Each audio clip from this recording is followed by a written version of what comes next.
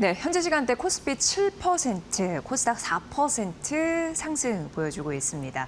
자, 이런 상승세, 사실 이제 변동성 파고는 또 얼마든지 나올 가능성이 있다라는 좀 찝찝한 그런 또 멘트들도 있어서 이 상승상을 어떻게 잘 즐겨야 될지 좀 여쭤봐야 될 것 같습니다. 오늘 이 시간 정경민 IBK 투자증권 분당지점 팀장과 함께 알아봅니다. 어서 오세요. 네, 안녕하세요. 네. 사실 오늘 이렇게 뛰었다 한들 그동안 네. 좀 점수를 잃은 부분도 있어서 네. 다행이긴 한데 또 변동성이 있을 것 같은 느낌도 있어서 네. 좀 혼란스러운 것 같습니다, 사실. 네, 예, 오늘도 뭐 오르는 걸로 본다면 뭐 다행이지만 이거를 이제 변동성으로 놓고 보면 또 상방 변동성으로 좀 볼 수 있기 때문에 네. 앵커께서 이제 짚어주신 대로 아직까지는 시장의 변동성이 이제 예전보다는 더 높아져 있는 것은 맞는 것 같습니다. 하지만 어제 동시만기를 굉장히 저는 잘 무난하게 넘겼다고 좀 생각이 들어요. 그런 면에서 우리가 겪어보지 못한 그런 수급 상황을 잘 적응하고 있다. 그리고 오늘 저는 좀 고무적이게 보고 있는 게 외국인들이 선현물 동시 순매수가 상당한 규모로 들어오고 있는 거거든요. 정말 이렇게 좀 선현물 동시 순매수를 외국인들이 이렇게 이런 정도의 규모로 했던 게 언제인지 기억도 안 나는 그런 상황인데 동시 만기일이 지나고 나서 그리고 뭐 한두 개의 이제 지정학적인 리스크 그리고 뭐 CPI나 PPI 같은 매크로 지표들 이후에 외국인들이 이렇게 들어오고 있다라고 한 것은 변동성 구간을 좀 지나고 난다라고 하면 우리 시장이 불과 한 달 전에 갔었던 제 궤도에 다시 올라설 가능성이 좀 매우 높겠다 개인적으로 이렇게 좀 생각을 하고요. 네. 점진적으로 이제 변동성은 좀 줄어드는 어쨌든 이제 상향 방향성이 나올 수 있는 이제 그런 환경으로 접어들고 있다. 좀 공격적으로 좀 긍정적으로 좀 말씀을 드리고 싶습니다. 좀 조정이 필요했던 시기였는데 뭐 황 사장님께서 갑자기 방문을 하셔가지고 네, 관련된 종목들의 이제 화제성에 의해서 좀 상방 슈팅이 나오면서 변동성을 조금 더 키우지 않았나라는 좀 생각이 드는데요. 그런 것들은 이제 어제 동시만기일에 많은 부분 그리고 동시만기 이전에 변동성이 컸기 때문에 많은 부분이 이제 변동성을 좀 줄일 수 있는 이제 그런 영역으로 좀 돌아섰다라고 좀 볼 수가 있겠고요. FOMC 금리 결정이 다음 주에 있습니다. 뭐 저 개인적으로는 금리 인상을 하지 않을 것이다라고 좀 생각을 하고 있고, ECB도 오늘 금리 인상 결정을 내렸고, 우리 한국은행도 하반기 한 2번 정도 금리 인상을 할 것이다라는 그런 예고가 있었는데요.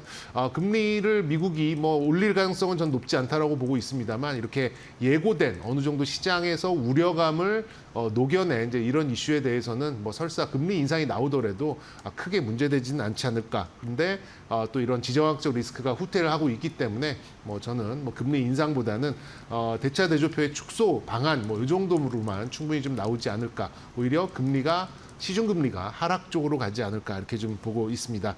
뭐 자연스럽게 시장의 반등 랠리는 이어질 수밖에 없는 이제 그런 상황이고요.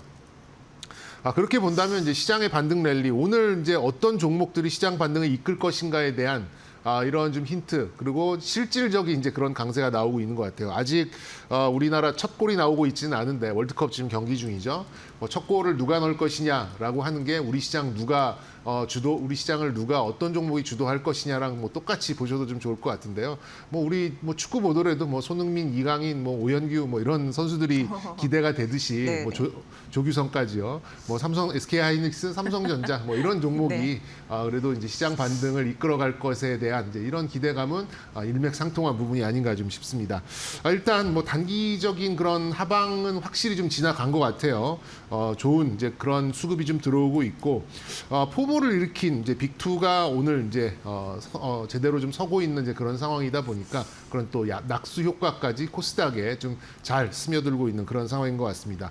일단 어제 오늘 보셨듯이 우리가 우려했던 이벤트는 지나고 나면 더 이상 변수로서의 생명력은 잃기 마련이기 때문에 다음 주에 FOMC가 지나고 난다면 곧바로 이제 6월 말로 접어들면서 우리 시장의 또 프리어닝 시즌, 실적 시즌을 앞두는 그런 상황이 되는데 이 수출 데이터로만 놓고 보면은 반도체 쪽 굉장히 좋거든요. 반도체뿐만 아니라 수출 데이터 굉장히 좀 좋게 나오고 있기 때문에 그런 것들을 좀 감안해 봤을 때는 다음 주에 마지막 고비만 넘긴다면 시장은 변동성 구간에서 다시 상승 방향성 구간으로 옮겨갈 가능성이 매우 높다라고 좀 긍정적인 말씀 드려보도록 하겠습니다. 네.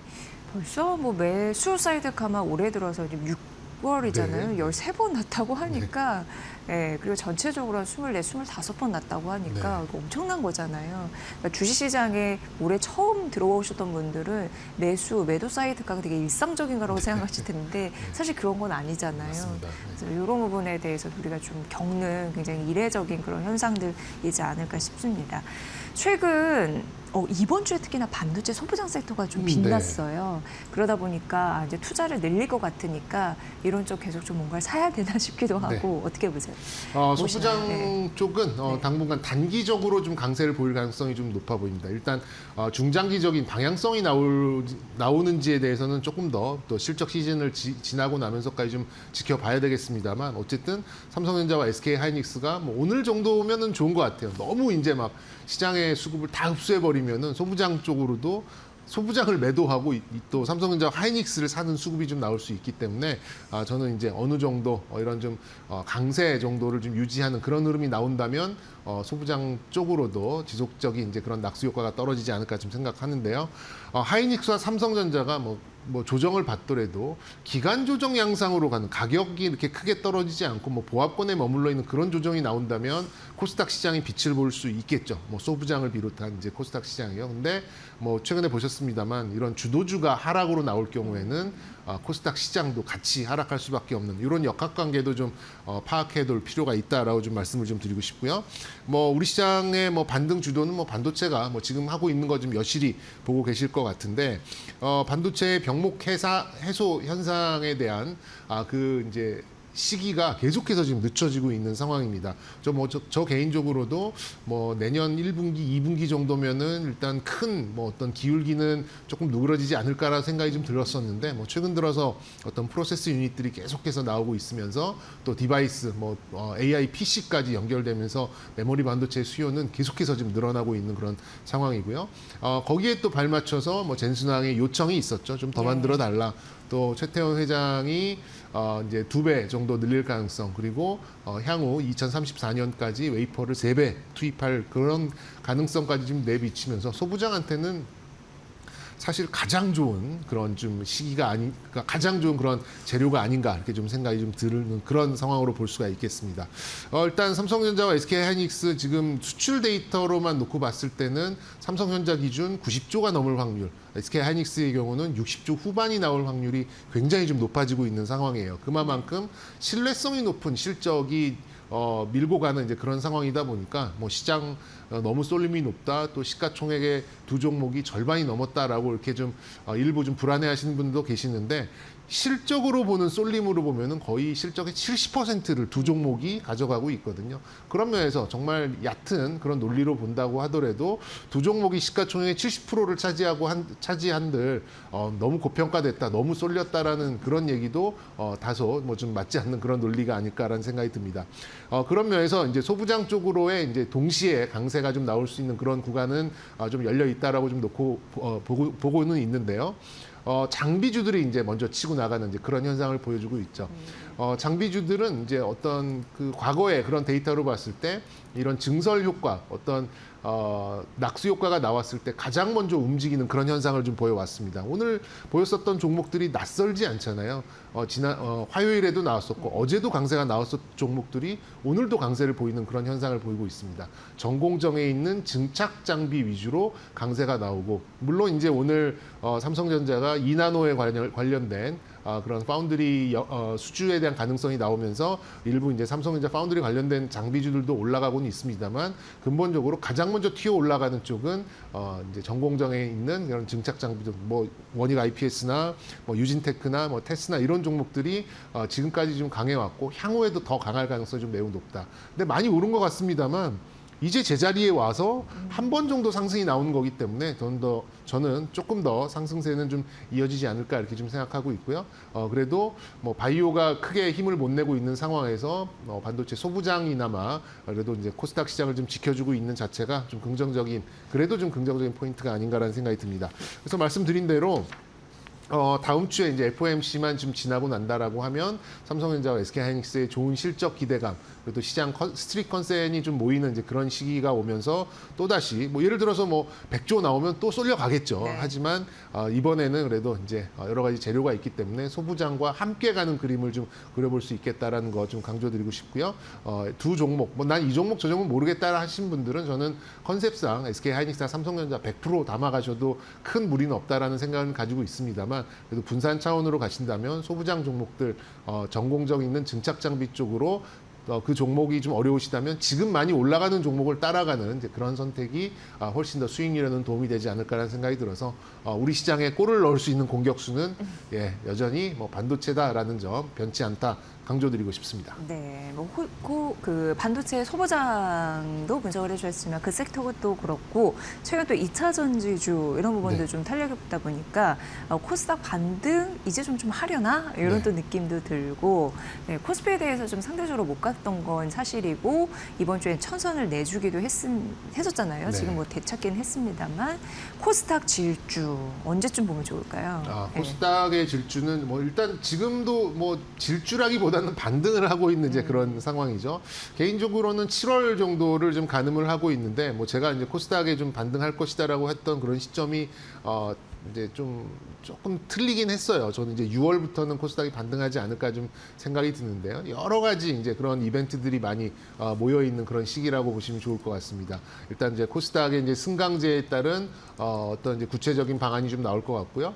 그리고 나름대로 이제 좋은 실적을 가지고 있는 소부장들의 실적 발표도 좀 있을 것 같고, 그리고 이 퇴출이죠. 이제 좀 부실 기업에 대해서 일부 좀 덜어내는 이제 그런 작업도 좀 나오고 한다라고 하면 코스닥 쪽으로의 어떤 투자 심리는 굉장히 좀 좋아질 가능성이 좀 있지 않을까 좀 생각을 좀 하고는 있습니다. 다만 전제 조건이 있죠. SK 하이닉스와 삼성전자가 너무 빨리 달려가지 않는다라고 하면 저는 네. 코스닥 시장은 점진적으로 1200, 1300선 정도까지는 어렵지 않게 반등의 흐름을 좀 나타내지 않을까 좀 기대를 하고 있는데 다만 좀 마음에 걸리는 거는 아까 이제 삼성전자, SK 하이닉스의 독주 플러스 하반기에 우리 금리 인상 2번 정도가 예상되고 있잖아요. 거기에 이제 수급이 어떻게 반응할지는 차츰 좀 지켜봐야 될 가능성이 좀 봐야 되겠습니다만 어쨌든 한 7월 정도라고 한다면 지금과는 좀 달라지는 그런 양상이 나오지 않을까 이렇게 좀 예상해 보도록 하겠습니다. 네. 자, 그러면 그러니까 주 후반에 이렇게 좀 반등을 해주니까 네. 그나마 또 좀 편안하게 이번 주를 마감하나 이런 생각도 드는데 또 봐야 되죠. 자, 그런 의미에서 관심 섹터는 어떻게 가져갈까요? 좀 이렇게 대응하기 좀 어렵잖아요. 네네. 네. 물론 이제 제가 반도체에 대해서는 계속해서 좀 말씀을 드리고 있습니다만 이제 좀 단기적으로 볼 수 있는 단기적으로 볼 수 있는 이제 그런 섹터는 저는 개인적으로 화장품을 지금 꼽고 있습니다. 화장품이요? 네. 일단 물론 반도체의 압도적인 그런 실적까지는 아닙니다만 화장품도 수출 데이터가 굉장히 잘 나왔어요. 뭐 전년 대비 50%, 80% 올라가는 이제 그런 분야들도 좀 상당히 좀 많이 놓여 있고요. 그리고 이제 그 시장 조정기에 제가 지난주에 말씀드렸었던 뭐 백화점이나 뭐 무슨 호텔이나 이런 경기 민감 소비 섹터 외에 가장 견조하게 움직였었던 섹터가 또 화장품이기도 합니다. 뭐 오늘도 뭐 좀 혼조가 나오고 있습니다만 뭐 나쁘지 않은 그런 종목군들이 좀 눈에 띄고 있는 상황인데요. 그 배경에는 역시 신뢰성 높은 데이터를 주고 있는 수출 데이터다라고 좀 보시면 좋을 것 같고요. 과거에는 이제 뭐 APR을 비롯해서 뭐 실리콘2 같이 일부 종목에 한정돼서 나타나는 그런 특징이 이제는 좀 전체적으로 퍼져서 확산이 되어서 나오고 있다라는 점이 좀 고무적인 그런 상황이 아닌가 생각이 듭니다. 일단 OEM 종목들부터 이제 뷰티 테크라고 볼 수 있는 그런 종목들까지 전반적으로 그러니까 뭐 미용 의료 시술에 관련된 그런 뷰티 테크 관련된 종목들까지도 전반적으로 좀 실적 호조가 예상되는 그런 상황이다 보니까 틈새 종목군으로는 손색이 없다. 단기적으로 좀 주도주 외에 좀 담아갈 수 있는 이제 그런 섹터로 뭐 손색이 없다라는 거 좀 말씀드리고 싶고요. 말씀드린 대로 이제 과거에는 뭐 미용 의료기기면 뭐 미용 의료기기, 뭐 아니면 뭐 일부 해외에 뭐 수출을 많이 하는 기업이면 그런 기업, 그러니까 이렇게 좀 편중되는 그런 현상이 좀 나오고는 있었습니다만.